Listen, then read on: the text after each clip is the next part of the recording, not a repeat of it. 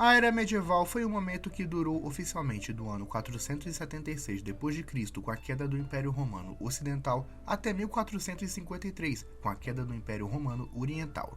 Esse foi um dos períodos mais importantes da história, já que a sociedade ocidental se desenvolveu e muitas coisas que marcam nossa vida até hoje foram criadas. Por isso, hoje decidi trazer um iceberg sobre fatos, acontecimentos, pessoas, mistérios e lendas sobre a Idade Média, indo das mais conhecidas até as mais obscuras e assustadoras. Antes de começar, quero dizer que nem todos os fatos apresentados aqui são da Idade Média em si. Alguns são da Idade Moderna, mas considerando que nessa época o mundo ainda tinha uma estrutura medieval, incluí também. O iceberg está dividido em dois, já que ficou muito grande e não daria tempo de fazer tudo em uma semana, além de ficar mais empolgante, claro. A próxima parte sairá semana que vem, por isso desde já peço que deixe seu like, se inscreva no canal e ative o sininho de notificações para ser avisado quando sair a parte 2. Siga nossas páginas no Instagram e no TikTok, que lá sempre tem conteúdo exclusivo também. Sem mais delongas, vamos ao vídeo.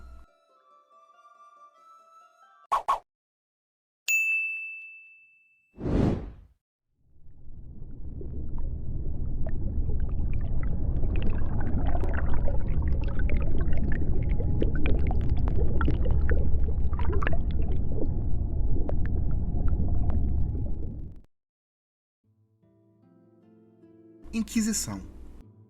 Uma das primeiras coisas que muitos lembram quando o assunto é a Idade Média, sem dúvida, é a Inquisição ou Santa Inquisição. Ela foi um sistema de instituições da Igreja Católica que julgaram pessoas acusadas de heresia, blasfêmia, bruxaria e apostasia, além de muitos outros crimes considerados contra a religião católica.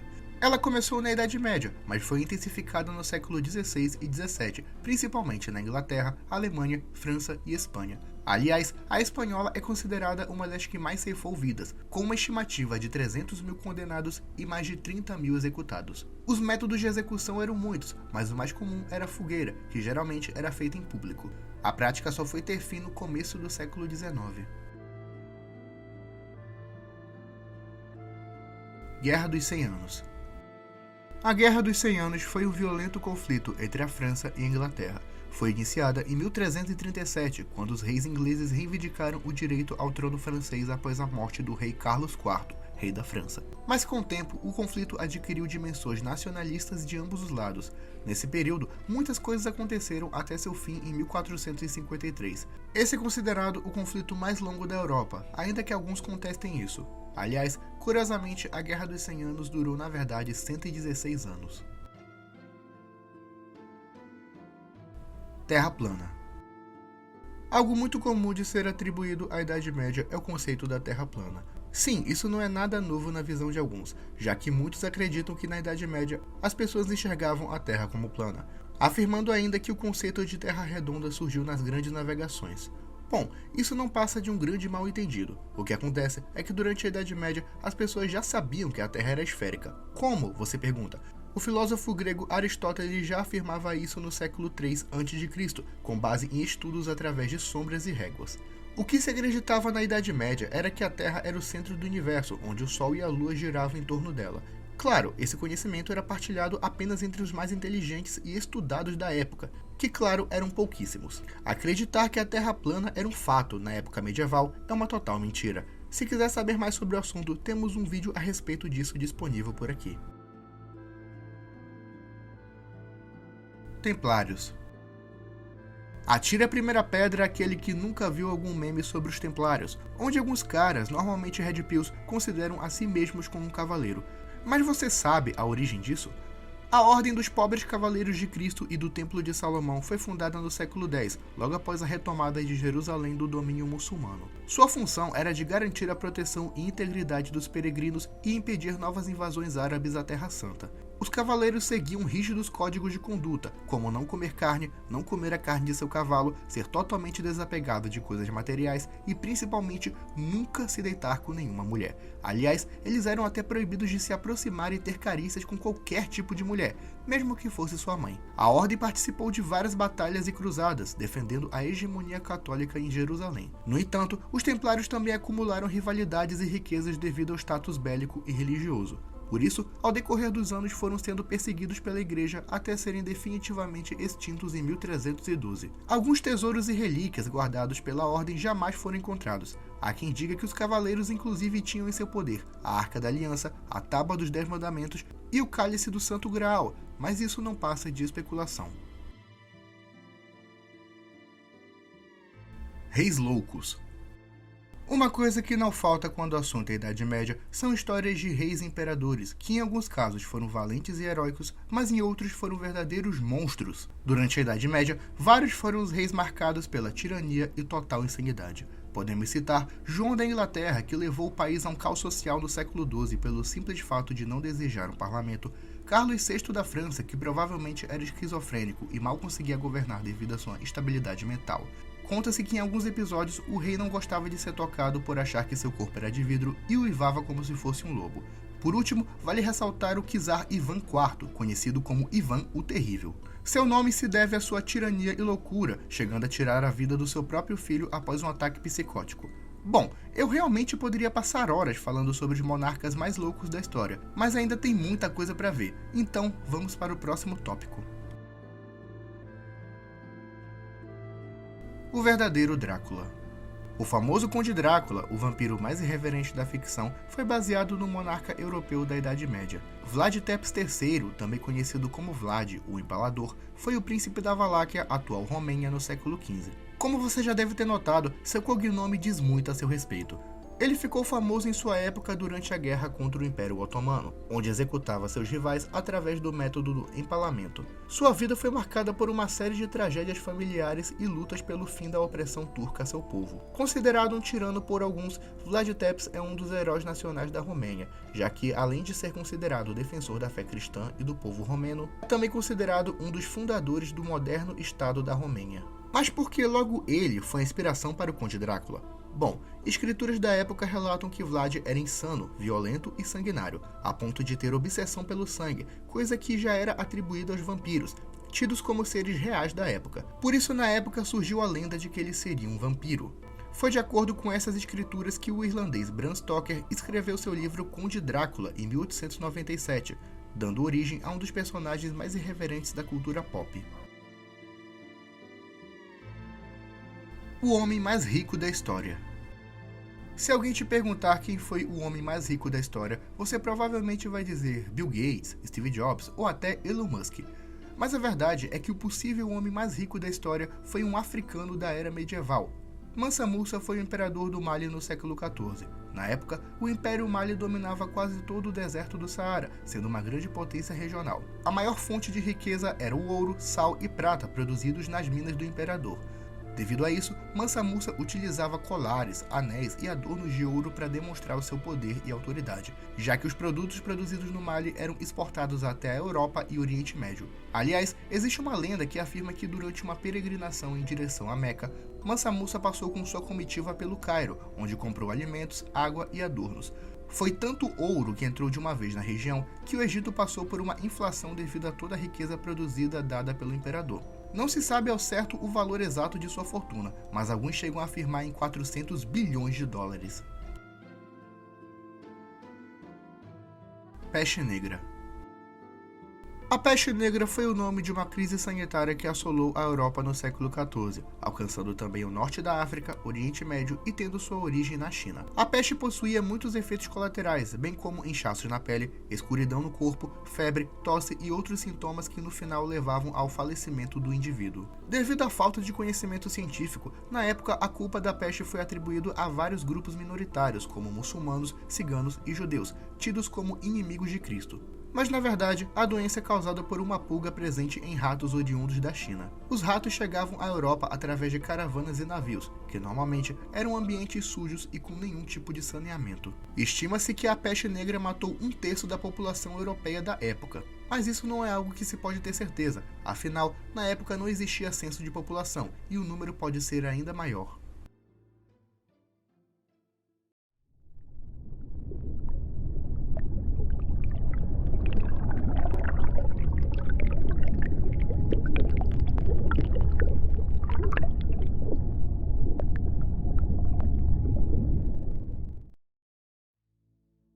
Epidemia de dança de 1518.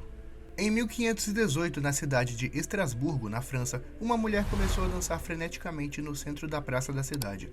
aparentemente sem motivo algum e de forma quase descontrolada. O mais estranho é que ela não parava de dançar por horas, até mesmo quando anoitecia. Mas conforme o tempo passava, mais e mais pessoas se juntavam ao movimento e começavam a dançar descontroladamente. Algumas até gritavam de dor e agonia, já que isso parecia ser algo fora do controle daquelas pessoas. Após quase 2 meses dançando, as pessoas começaram a morrer de exaustão e ataques cardíacos. Estima-se que entre 200 e 400 pessoas participaram desse ato, que é considerado um verdadeiro caso de histeria coletiva. Ao contrário do que muitos pensam, a epidemia de dança não é um caso folclórico e de ficção, já que existem documentos da igreja e da imprensa da época que relatam esse acontecimento.